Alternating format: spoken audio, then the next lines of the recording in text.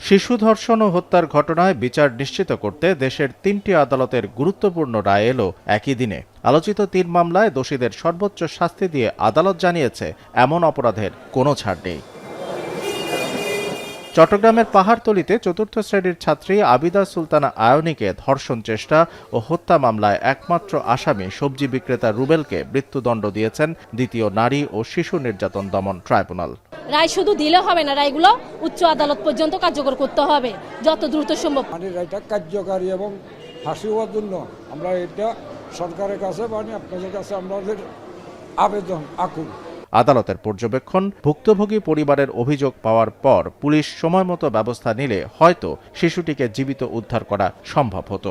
রায়ে সন্তোষ প্রকাশ করে দ্রুত কার্যকরের দাবি জানিয়েছে শিশুটির পরিবার। তবে আসামিপক্ষ উচ্চ আদালতে আপিল করার কথা জানিয়েছে। আদালত বারবার বলেছেন যে এই শিশুটার মা যখন পুলিশের কাছে গেছে তখন যদি পুলিশ ঘটনাটাকে সিরিয়াসলি নিত এবং যদি ইনস্ট্যান্টলি যদি বাচ্চাটাকে উদ্ধার করতে চেষ্টা করত, তাহলে শিশুটাকে হয়তো জীবিতভাবে উদ্ধার করা সম্ভব হতো। সন্দেহাতীতভাবে আমরা রাষ্ট্রপক্ষে প্রমাণ করতে সক্ষম হয়েছি এবং ৩০২ ধারায় এই মামলায় মৃত্যুদণ্ড দিয়েছে আসামিকে।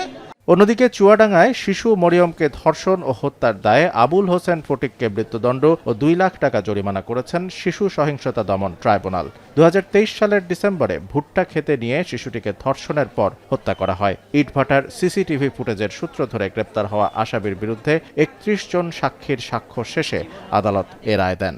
একই দিনে মাগুরায় ৬ষ্ঠ শ্রেণীর ছাত্রী রাজিয়া খাতুন ধর্ষণ ও হত্যা মামলায় প্রতিবেশী হাসান শেখকে ফাঁসির আদেশ দিয়েছেন জেলা ও দায়রা জজ আদালত। ২০২২ সালে নিখোঁজ হওয়ার একদিন পর নদী থেকে রাজিয়ার মরদেহ উদ্ধার হয়। তদন্ত ও সাক্ষ্য প্রমাণের ভিত্তিতে আদালত এ রায় ঘোষণা করেন।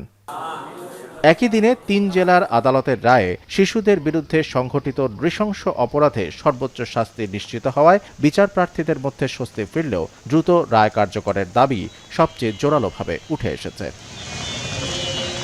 শামসুল আরেফিন, এখন।